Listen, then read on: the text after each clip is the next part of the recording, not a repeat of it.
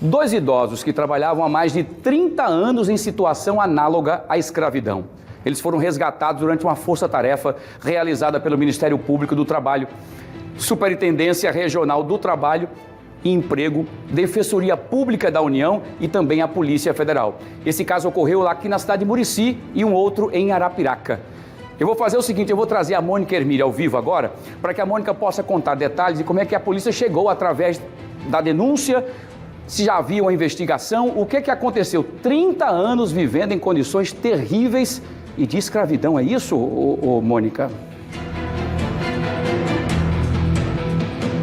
Exatamente isso, Wilson. Mais uma vez, boa tarde para você. Absurda essa história, né? Um dos idosos tem 68 anos, o outro tem 64 anos. Eles recebiam por semana como pagamento entre 40 e 50 reais. Um deles, inclusive, recebia esse pagamento, não era nem dinheiro. Ele terminava recebendo o pagamento em bebidas alcoólicas, né? E dormiam em situação precária, apesar dos donos, né? Das pequenas fazendas, das pequenas propriedades. Eles alegam que eles eram tratados como se fossem da família, né, há mais de 30 anos.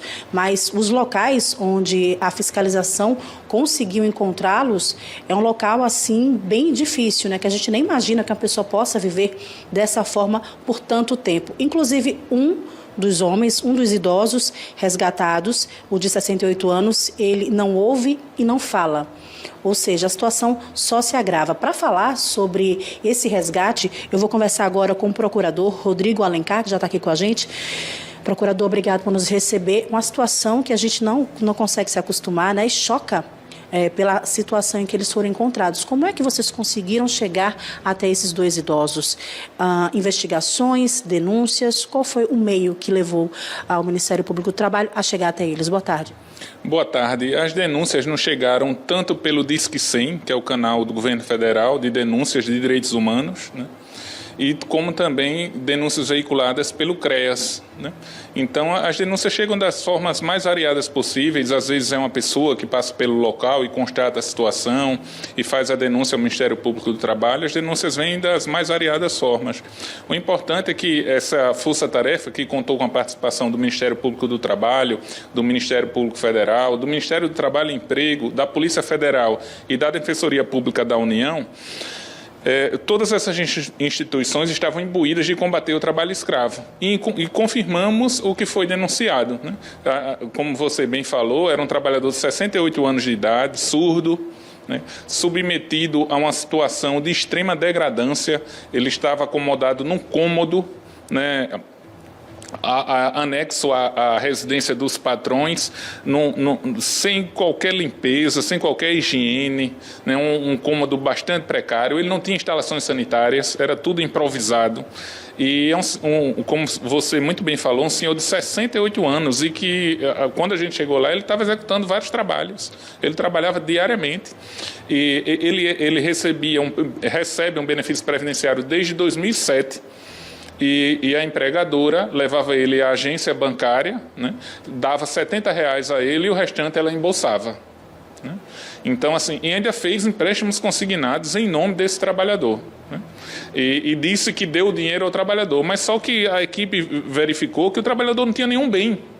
Ele tinha só a roupa do corpo, né, e não tinha nenhum bem. Então, quer dizer, até o relato dela era totalmente inverídico, né? A gente observou muita má-fé nesse caso.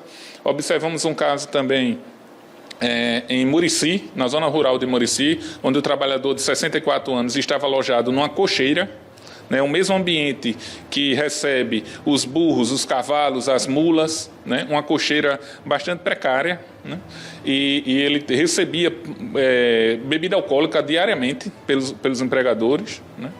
Ele executava trabalhos, acordava cedo e ia cortar capim para alimentar esses burros, essas mulas, para alimentar o gado da propriedade, mas era tratado como um bicho. Ok, obrigado pelas informações. Eu conversei com o procurador Rodrigo Alencar. Wilson, para você ter uma ideia, os empregadores, né, os supostos empregadores, porque eles realmente não eram empregadores de verdade, assinaram um termo de ajustamento de conduta e esse termo rendeu uma indenização para esses trabalhadores, juntando os dois valores, de cerca de R$220 mil. Mas não paga, né, todos esses anos de humilhações, de trabalho análogo à escravidão. Voltamos ao estúdio.